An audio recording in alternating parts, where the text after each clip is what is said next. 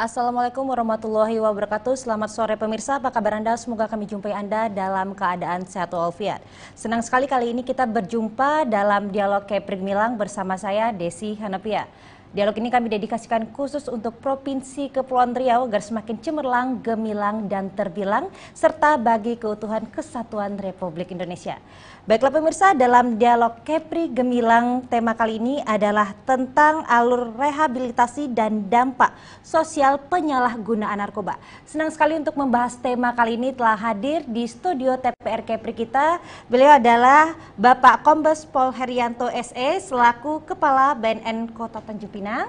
Juga hadir Dr. Ratu Toding selaku Dokter BNN Kota Tanjung Pinang. Selamat sore Bapak dan Dokter. Selamat sore. Gimana nih hari ini?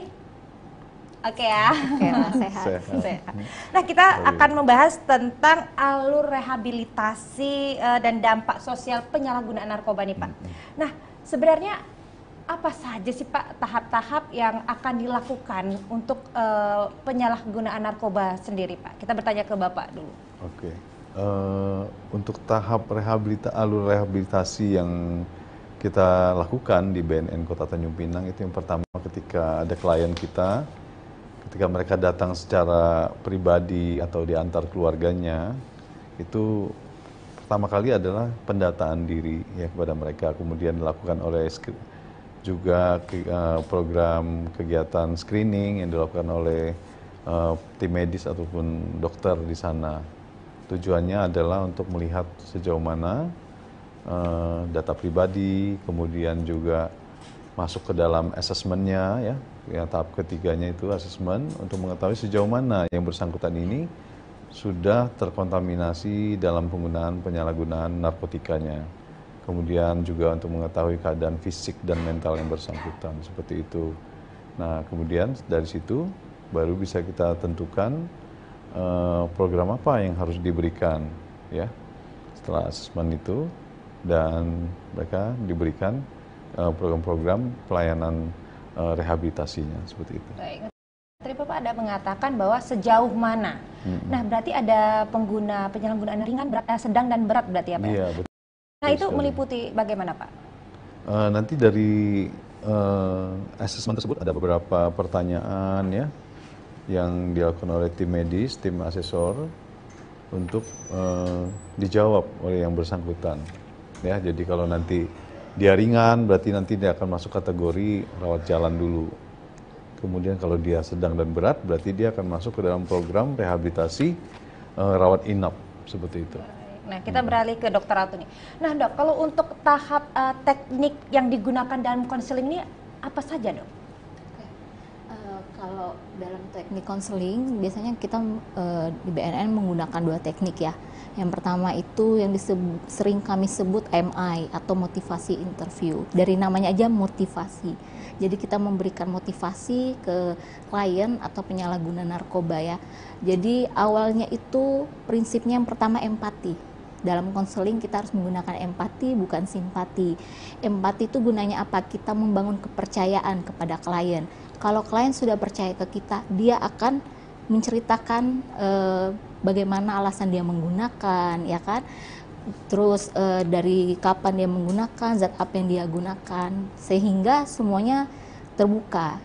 Jadi kalau klien sudah mengatakan apa tentang awal mula dia menggunakan, zat apa yang dia gunakan, sehingga itu dapat membantu kita dalam menentukan layanan untuk berikutnya, untuk rencana terapi berikutnya. Biasanya di setiap konseling itu Dok, apa alasan terbanyak yang pernah dokter yang pernah alasan mereka untuk menggunakan ya? Yang paling banyak saya temui secara khusus untuk klien-klien saya selama ini, yang paling banyak yaitu karena masalah keluarga ya, masalah keluarga yang paling terbanyak. Setelah itu pengaruh lingkungan yang kurang baik, itu merupakan alasan mereka juga menggunakan. Kurangnya pemantauan dari keluarga ya, makanya remaja-remaja juga banyak yang sudah menggunakan. Ya, karena yang berperan paling penting kan lingkungan ya. Benar. Kalau lingkungannya sudah nggak bagus, teman-teman permainannya udah nggak bagus, itu bisa menjerumuskan mereka dalam penggunaan obat-obatan terlarang. Kalau untuk dokter sendiri paling banyak ditemui di usia berapa dok yang sudah menggunakan penyalahan narkoba sendiri dok?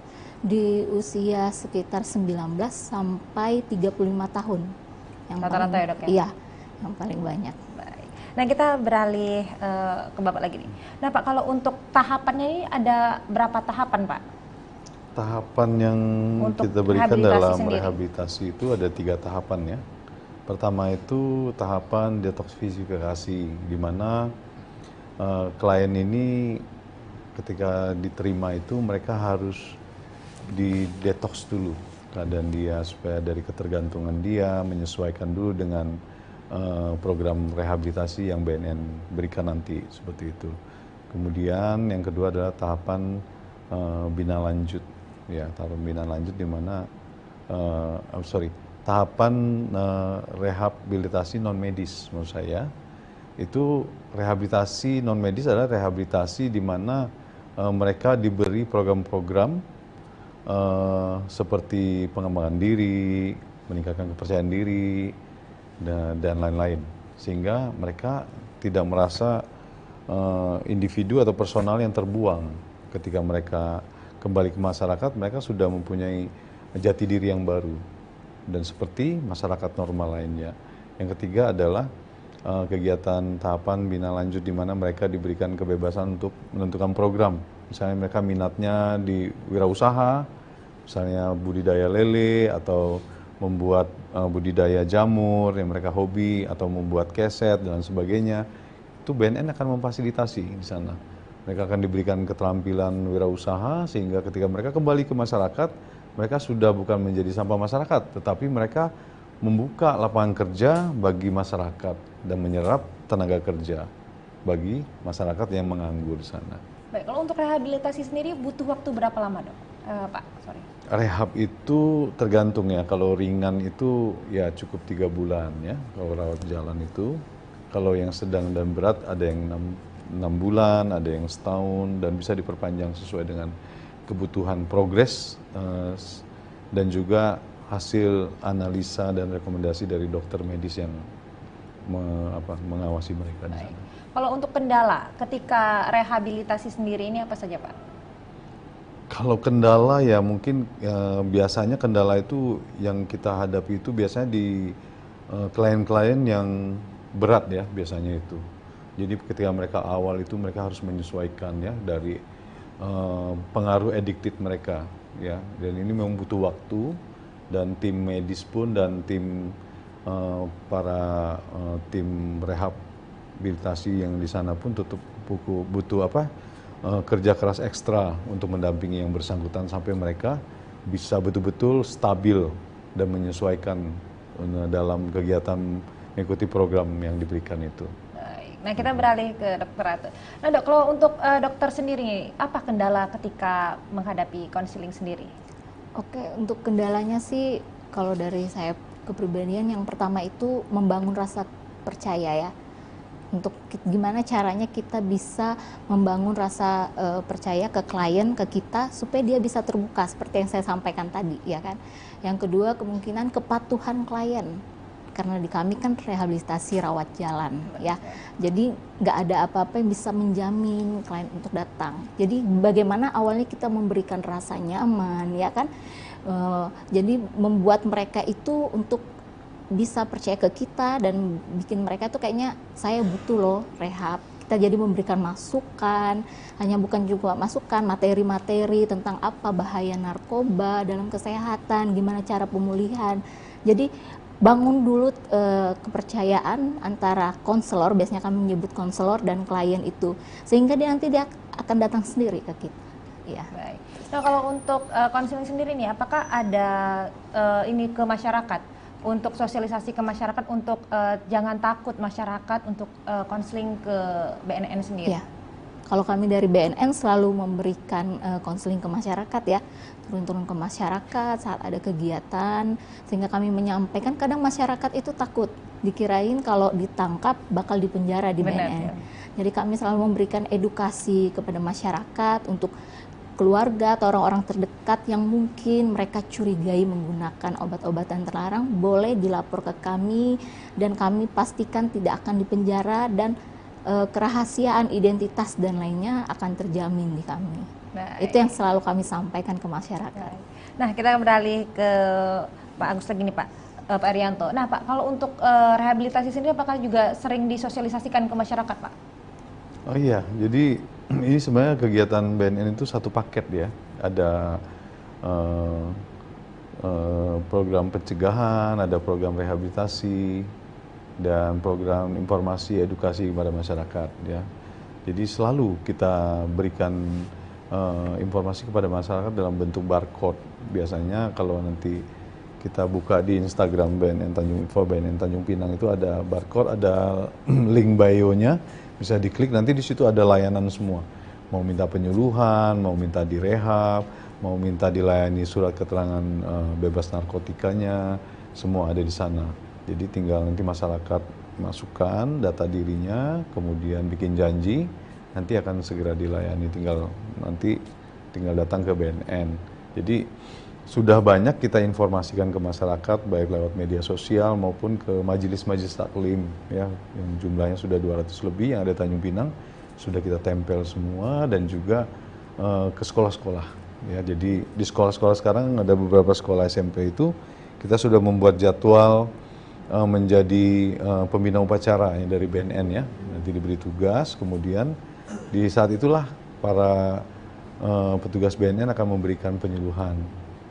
Jadi bukan hanya juga memberikan informasi penyuluhan ketika upacara, tetapi juga memberdayakan para guru, kepala sekolah untuk menjadi penggiat pelaku di sekolah mereka, dan juga mereka akan merangkul para murid-murid sekolah menjadi anggota dari nama programnya adalah Teman Sebaya, yang tidak lain adalah Satgas, yang memberdayakan adalah anggota murid sekolah yang ada di sekolah tersebut. Baik, ya, kalau antusias sekolah sendiri Pak, kepala sekolahnya, gurunya terhadap kerjasama dengan BNN sendiri bagaimana Pak? Oh iya, mereka sangat senang ya. Intinya mereka sangat welcome dan juga semangat untuk memfasilitasi kami, karena mengingat beberapa hari ini dan minggu ini kan terdapat pengungkapan penangkapan narkotika di mana pelakunya adalah anak-anak sekolah menengah gitu loh. Jadi mereka bukan hanya menjadi pengedar, bukan hanya menjadi pemakai, tetapi sekarang sudah menjadi pengedar.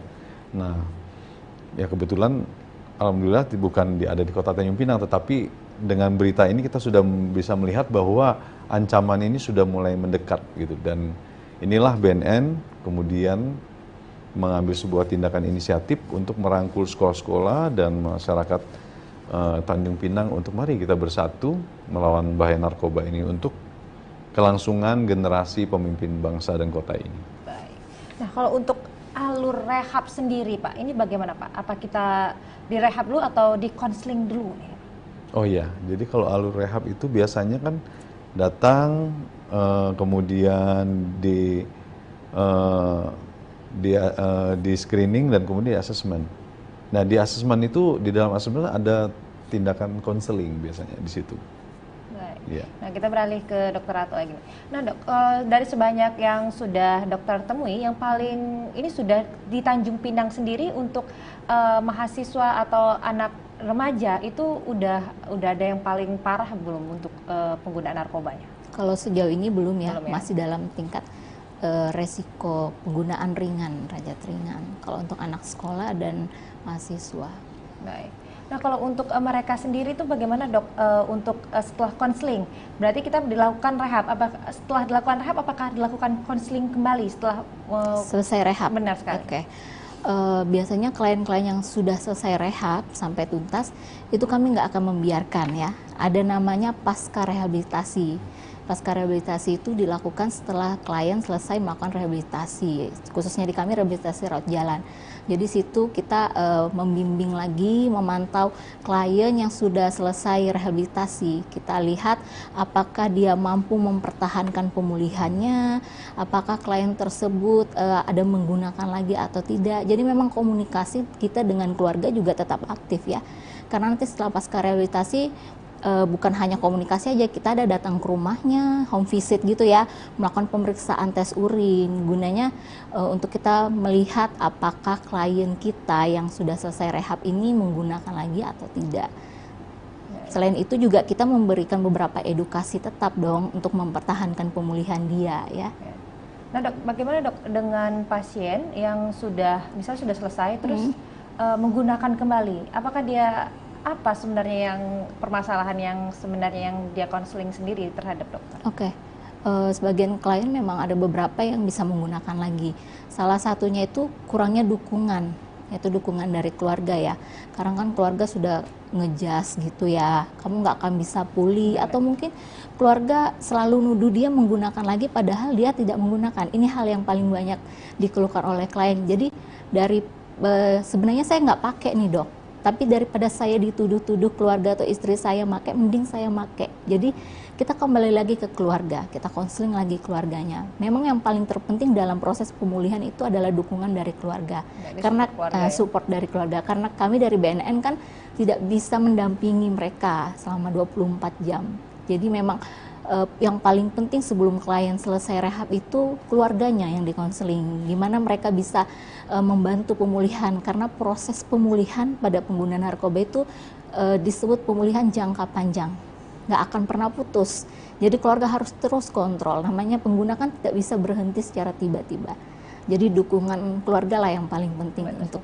Berarti tidak hanya klien, berarti keluarga juga ikut di konseling juga ya dok? Benar, dalam konseling ada namanya konseling keluarga. Biasanya kami melakukan sekitar 2 kali pertemuan dalam konseling keluarga. Jadi keluarganya juga diberikan beberapa materi bagaimana cara menangani mereka ya kan. Untuk mungkin stigma-stigma di lingkungan masyarakat pasti ya. Jadi kita memberikan dukungan juga ke keluarga. Jadi kalau pengguna itu menggunakan, yang rugi bukan dia sendiri, keluarga juga pasti rugi ya, mendapat stigma dari tetangga kiri kanan. Nah, jadi kita harus memberikan penguatan juga kepada keluarga. Nah, berarti itu kan stigma dari tetangga itu kan termasuk salah satu dari sanksi sosial yang didapatkan. Nah, selain apa saja dampaknya selain stigma dari masyarakat, yang sanksi sosial sendiri terhadap yang penyalahgunaan narkoba ini, dok? Ya, seperti dikucilkan, ya, stigma, dikucilkan. Biasanya sih lebih banyak ke kurangnya kepercayaan diri dia lagi untuk kembali ke masyarakat.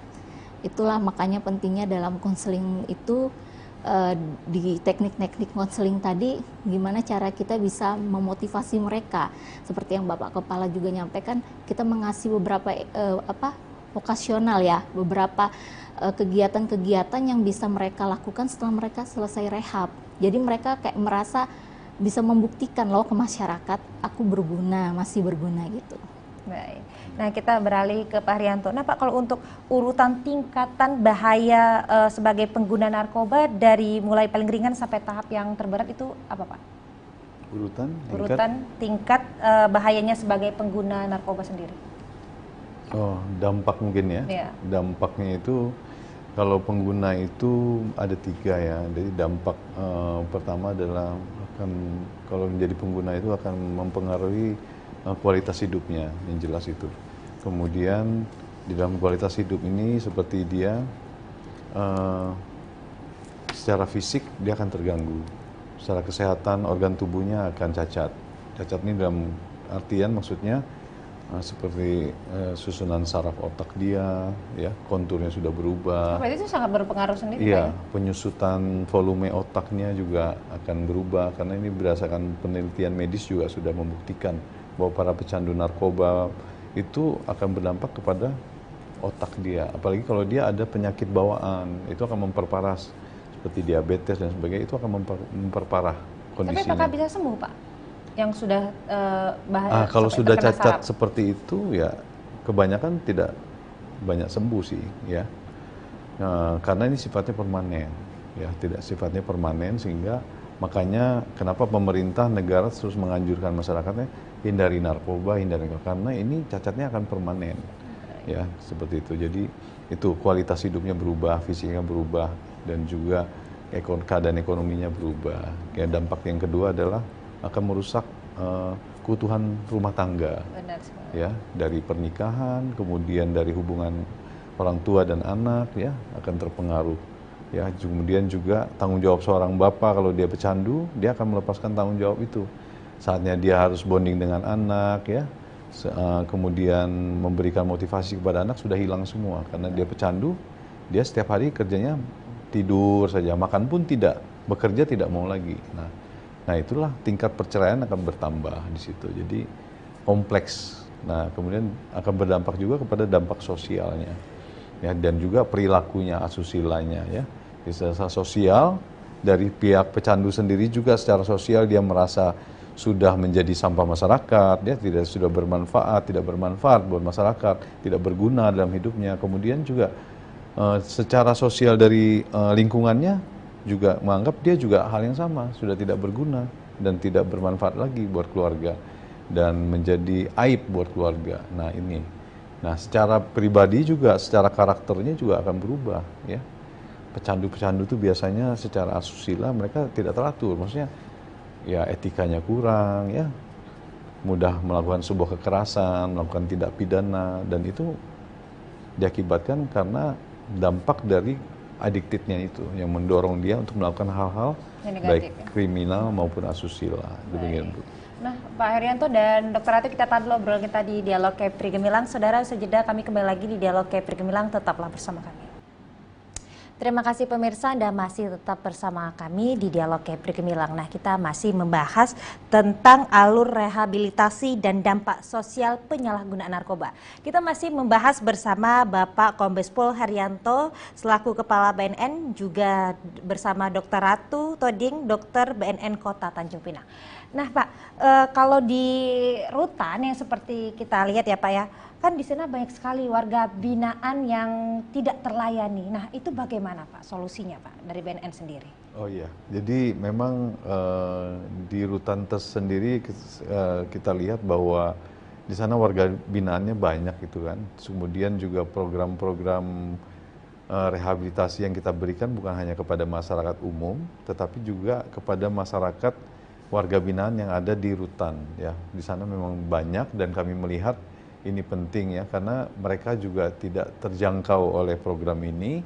Ada memang program di rutan, tapi tidak semua warga binaan mendapatkan program tersebut. Jadi kami BNN Kota Tanjung Pinang membuat sebuah program terobosan, namanya itu Sampan Layar, sarana percepatan pelayanan dalam sarana masyarakat percepatan dalam pelayanan rehabilitasi ya. Tujuannya apa? Untuk bisa mengakomodir semua para pecandu atau warga binaan di dalam rutan tersebut sehingga mereka juga memiliki hak untuk pulih.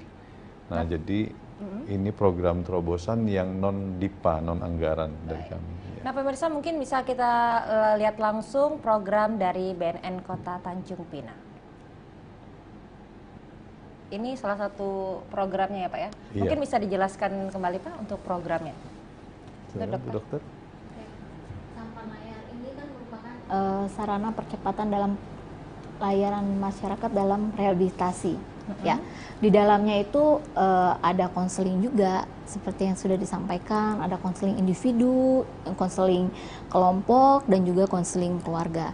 Jadi kami beberapa tim konselor itu langsung datang ke rutan. Ya, ini tanpa biaya ya Pak ya. Ya, jadi kami datang langsung ke rutan untuk melakukan konseling kepada setiap warga binaan yang menggunakan obat-obatan terlarang.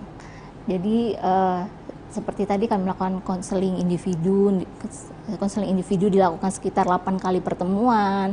Terus konseling kelompok, kami membuat beberapa kelompok warga binaan. Di situ kami memberikan beberapa materi ya kan, yang supaya mereka bisa tahu apa dampak bahaya dari narkoba, bagaimana cara mempertahankan pemulihan ketika mereka keluar dari rutan nanti. Dan yang terakhir itu konseling keluarga. Jadi kan biasanya kan ada besuk keluarga di rutan. Jadi di situ kami melakukan konseling keluarga untuk melakukan penguatan juga kepada keluarga agar keluarga juga memberikan dukungan seperti yang saya sampaikan tadi. Apakah ada syarat-syarat tertentu untuk warga binaan untuk mendapatkan program tersebut? Oke.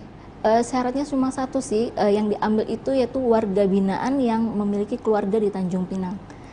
Tujuannya yaitu karena kami memerlukan konseling keluarga. Jadi kalau keluarganya di luar Tanjung Pinang, aksesnya susah ya kalau mau lewat telepon atau video call. Jadi kami memilih yang khusus warga binaan yang memiliki keluarga yang menetap di Tanjung Pinang. Baik, sudah berapa lama program ini terjalan, Dok? Itu sekitar mulai di tahun 2023, ini sementara berjalan dan hampir mau selesai. Warga binaan yang kami berikan rehabilitasi yaitu sekitar 40 orang. Antusias dari warga binaan sendiri bagaimana terhadap program ini, Dok? Ya, antusias mereka itu sangat bagus ya, karena selama ini di rutan sendiri mereka belum pernah mengikuti rehabilitasi, jadi mereka belum mengetahui apa itu rehabilitasi.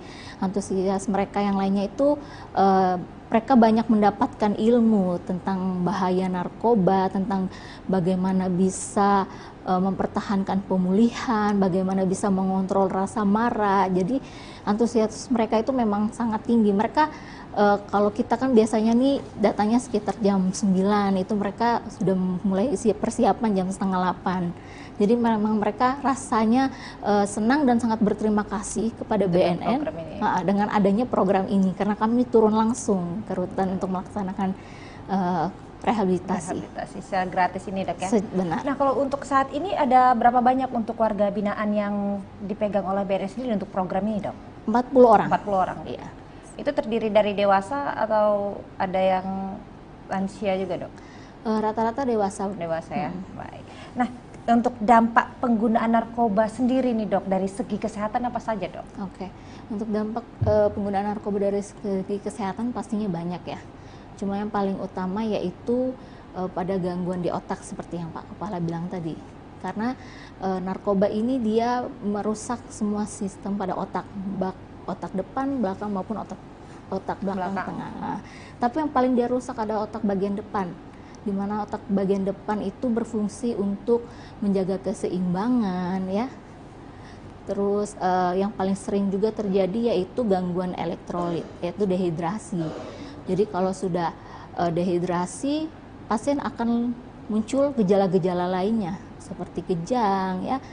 Terus bisa gangguan pada mental klien tersendiri seperti halusinasi bagi pengguna yang sering menggunakan ganja. Kalau untuk halusinasi sendiri itu apakah sudah tahap yang sangat berat, Dok? Ya, sudah tahap yang berat ya, pengguna yang sudah menggunakan obat-obatan secara terus-menerus. Salah satu klien kami ada yang sampai gangguan kejiwaan, halusinasi. Jadi kalau di kami ada klien yang sudah ada gangguan kejiwaan, otomatis kan tidak bisa ditangani oleh saya karena masih dokter umum. Jadi kami memiliki kerjasama dengan rumah sakit yang memiliki dokter spesialis kejiwaan. Jadi ada beberapa klien kami yang ada gangguan kejiwaannya juga, jadi kita pakai rujukan. Jadi kita kerjasama dengan rumah sakit yang memiliki dokter spesialis kejiwaan. Jadi saling berkolaborasi. Baik. Dalam penanganannya. Nah, dalam menjalankan program yang tadi, Dok, apa kendala-kendala yang didapati, Dok, ketika di lapangan?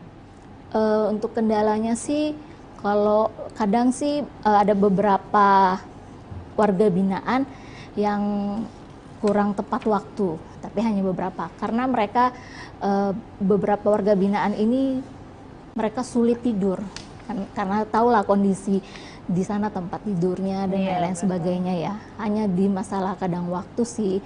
Untuk yang lain-lainnya mereka tetap bisa patuh untuk mengikuti tertib. Baik. Nah, kita beralih ke Pak Haryanto. Nah, Pak, untuk sampai saat ini bagaimana tanggapan Bapak terhadap program ini sendiri, Pak? Program ini sangat baik ya untuk dilakukan. Hanya saja BNN itu sangat butuh dukungan dari pemerintah kota khususnya ya. Karena bagaimanapun yang akan kita rawat adalah masyarakat kota Tanjung Pinang sendiri ya. Jadi minta perhatian dan dukungan dari pemerintah kota bahwa inilah kita melayani masyarakat ya. Kita dukung program ini untuk pemulihan masyarakat dan untuk menyelamatkan generasi kita. Kan bagaimanapun kami berharap untuk ke depan bisa dibuat program yang khusus yang setiap tahun bisa dibuat oleh pemerintah daerah, kota, bekerja sama dengan kami, BNN, kami siap mendampingi juga dan mempersiapkan program-programnya. Nah, agar masyarakat ini terhindar dan cepat pulih dari bahaya narkoba ini. Baik. Nah, setelah direhab, setelah ditindak lanjut, Pak, apakah setelah direhabilitasi ada lanjutan kembali, Pak? Oh iya, ada program yang disampaikan Bu Dokter tadi adalah pasca rehab ya. Pasca rehab ini tadi untuk memantau perkembangan mereka ya. Perkembangan mereka, apakah mereka masih tetap konsisten kepada komitmen-komitmen mereka, kemudian juga tekad mereka ketika mereka akan keluar dari rehabilitasi, menyelesaikan program rehabnya, dan mereka juga terus bisa kita pantau ya, ada nanti sharing kelompok di luar ya, bukan hanya di tempat rehab waktu mereka menjalani rehab, tetapi juga di kehidupan nyatanya di luar setelah rehab mereka juga akan bertemu dengan kelompok-kelompok mereka, komunitas mereka. Untuk apa? Untuk menghindari mereka dari kembali ke dalam jaringan peredaran narkotika dan pemakai ini. Karena bagaimanapun ketika ada tekanan dari keluarga yang tidak siap untuk menerima mereka, atau juga ada bullying juga dari keluarga, ada seperti tidak menerima mereka, mereka lemah. Jadi ada komunitas yang membackup mereka, yaitu teman-teman mereka yang bisa menguatkan. Dan juga ini juga tetap kami dampingi dari pihak BNN, juga tetap memantau mereka sehingga mereka bisa tetap kuat ya menghadapi ini. Makanya di BNN juga bukan hanya merehab masalah klien yang korban, tetapi juga mempersiapkan keluarga-keluarga mereka maupun lingkungan masyarakat mereka. Nah, kalau untuk kegiatan pasca rehabilitasi ini apa saja, Dok? Pasca rehab, silakan Bu Dokter, dia lebih iya. detail, biar masyarakat lebih jelas. Kalau pasca rehab itu kegiatannya ada beberapa. Yang pertama itu pemantauan. Pemantauan ini kita turun ke rumah klien langsung, ya kayak home visit gitu. Kita memantau, kita menanyakan keluarga bagaimana setelah rehab, apakah ada perubahan kualitas hidup, ya, apakah ada perubahan perilaku yang awalnya mereka kasar bisa jadi lebih baik dengan keluarga, apakah ada perubahan pola tidur, pola makan, dan aktivitasnya. Itu merupakan pemantauan. Setelah itu kita memberikan program lagi, yaitu seperti edukasi, memberikan vokasional, seperti memberikan keterampilan ya. Jadi mereka kayak merasa berguna setelah rehab tuh, saya punya keterampilan yang diberikan sehingga saya berguna. Setelah itu seperti yang Pak Kepala tadi bilang, membentuk kelompok, ya benar ya. Nanti di situ kita bikin beberapa kelompok, kelompoknya pun nanti biasanya dikasih nama kelompok apa. Jadi di situ mereka saling sharing. Jadi ada grup WA, mereka saling sharing tentang hal-hal yang positif. Gimana cara mempertahankan pemulihan, gimana cara melakukan hal-hal yang positif saat misalkan sudah mulai teringat lagi pengen menggunakan. Jadi mereka saling sharing, saling mendukung. Habis itu terakhir itu bina lanjut. Bina lanjut ini yang proses paling terakhir ya, kita tetap memantau bagaimana setelah beberapa program yang sudah kita kasih tadi, apakah bisa diterima oleh klien dengan baik atau tidak. Baik. Nah, Dokter dan Pak Herianto, kita tahan dulu obrolan kita di Dialog Kepri Gemilang. Saudara, usai jeda kami kembali lagi di Dialog Kepri Gemilang, tetaplah bersama kami. Terima kasih pemirsa, Anda masih tetap bersama kami di Dialog Kepri Gemilang. Kita masih membahas tentang alur rehabilitasi dan dampak sosial penyalahgunaan narkoba. Kita masih bersama Bapak Herianto dan juga Dr. Ratu. Nah Dok, saya tanya ke dokter dulu nih. Kalau untuk apakah selama ini sudah ada pasien yang rawat inap, Dok, untuk penyalahgunaan narkoba sendiri? Oke. Untuk beberapa klien yang datang ke BNN, memang ada beberapa yang sudah kami rawat inap. Khususnya yang rawat inap itu setelah kami melakukan screening dan asesmen, didapatkan bahwa dia tingkat resikonya sedang berat. Jadi kami memutuskan untuk merawat inap klien. Tetapi sebelum merawat inap, kita tentunya harus ada persetujuan dari keluarga juga. Apakah keluarga bersetuju untuk klien ini dirawat inap ya? Kita banyak beberapa pertimbangan yang harus kita pertimbangkan. Misalkan contohnya kliennya ini merupakan tulang punggung keluarga. Jadi kalau misalkan akses untuk rawat inap kan agak susah. Karena rawat inap kan tidak ada di Tanjung Pinang. Rawat inap tersendiri itu adanya di Lokal Rehabilitasi Batam. Jadi kita mengirim klien kita yang kita curigai tingkat penggunaannya resiko sedang berat, itu kita rawat inap. Jadi prosesnya seperti awal, penerimaan awal, kita melakukan screening dan assessment. Setelah sudah diputuskan dia tingkatnya berat, kita menyampaikan ke keluarga bahwa klien diharuskan untuk dilakukan rawat inap di Batam. Setelah keluarga ACC, baru kita menghubungi pihak lokal rehabilitasi Batam, melakukan pendaftaran. Jadi identitas klien, hasil screening dan asesmen itu dikirim ke bagian administrasi atau dikirim ke bagian yang asesor di Batam. Jadi mereka cek lagi kelengkapannya. Setelah itu kalau sudah mereka ACC, barulah pihak BNN mengantar klien ini ke Batam untuk dilakukan rehabilitasi rawat inap. Oke. Nah, kita beralih ke Pak Herianto lagi nih. Kalau untuk situasi ruang rawat inapnya bagaimana ini Pak? Ya, jadi saat ini masyarakat kan masih awam ya, jadi melihat bahwa, aduh, rehab itu kayaknya penjara ya. Kita kayaknya ditahan di sana, kemudian kita dibentak-bentak, kita dimarahin, kita disuruh baris, disuruh apel pagi, suruh lari. Sebenarnya tidak seperti itu ya, Bapak Ibu masyarakat sekalian. Jadi tempat rehab itu sangat enjoy di sana ya. Jadi seperti rumah di sana sebenarnya. Cuman anggotanya banyak teman-teman yang baru di sana yang sama-sama mengalami menjadi korban ya, penyalahguna. Jadi mereka di sana itu sebenarnya dididik, dibina, kemudian diberi program pemulihan ya untuk mereka supaya mereka lebih semangat di dalam hidup ya, kemudian juga mereka punya komunitas yang kuat ya, di mana mereka tidak sendiri, mereka juga ada yang mendampingi mereka untuk berjuang bersama-sama, yang senasib sepenanggungan untuk melepaskan diri dari jahatnya ikatan addicted bahaya narkoba ini. Jadi situasi di sana itu sangat lengkap fasilitasnya. Jadi di sana ada tim medis ya, ada dokter ya, kemudian dokter gigi dan dokter umum, spesialis semua ada di sana lengkap, fasilitas lengkap dan peralatan juga lengkap secara medis. Ya, jadi ruangannya pun seperti klinik yang lengkap gitu ya. Jadi semua lengkap. Jadi kebutuhan para warga binaan ketika mereka dirawat inap di sana, mereka semua terlayani. Kemudian juga mereka diajarin disiplin, bagaimana bangun pagi, kemudian juga mereka diajarin bagaimana berbenah di dalam mengurus diri pribadi, kerapian ya, terus juga membersihkan tempat tidur dan sebagainya. Kemudian ada waktu belajar, ada mungkin juga mereka diberi keterampilan memasak dan sebagainya. Jadi keteraturan kehidupan dari pagi sampai malam itu sudah diprogram di sana.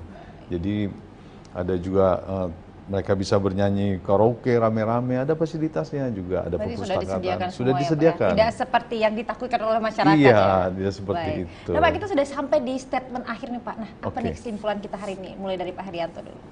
Statement terakhir saya, masyarakat Kota Tanjung Pinang, marilah kita bergandeng tangan ya, dan juga mari kita mengawasi anak-anak kita, memperhatikan mereka, tumbuh kembang mereka, pergaulan mereka, dan dukung mereka, anak-anak kita, agar mereka mencintai rumah mereka dan keluarga mereka.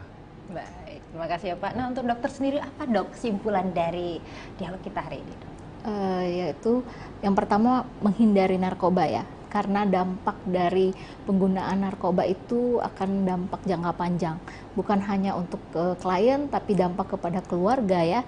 Terus yang saya ingin sampaikan kepada masyarakat, apabila ada keluarga atau orang-orang terdekat yang dicurigai menggunakan narkoba, silakan langsung ke BNN untuk melaporkan ya. Jangan takut, karena kami akan menjaga privasi dan tidak akan dipenjara. Kami akan membantu proses pemulihan klien dari awal sampai selesainya. Baik, nah terima kasih untuk Pak Herianto dan juga Dokter Ratu udah sharing di TPRI Kepri. Nanti next bisa sharing lagi ya Pak ya? Boleh. Baik. Baik pemirsa, sampai di sini dialog Kepri Gemilang kita dengan tema alur rehabilitasi dan dampak sosial penyalahgunaan narkoba. Rangkaian program TPRI Kepri setiap harinya dapat Anda tonton di akun YouTube. Jangan lupa like, subscribe, and comment and share. Akhirnya mewakili seluruh kerabat kerja yang bertugas, saya Desi Hanapia mohon pamit undur diri. Terima kasih Anda telah bersama kami. Selamat sore dan sampai jumpa.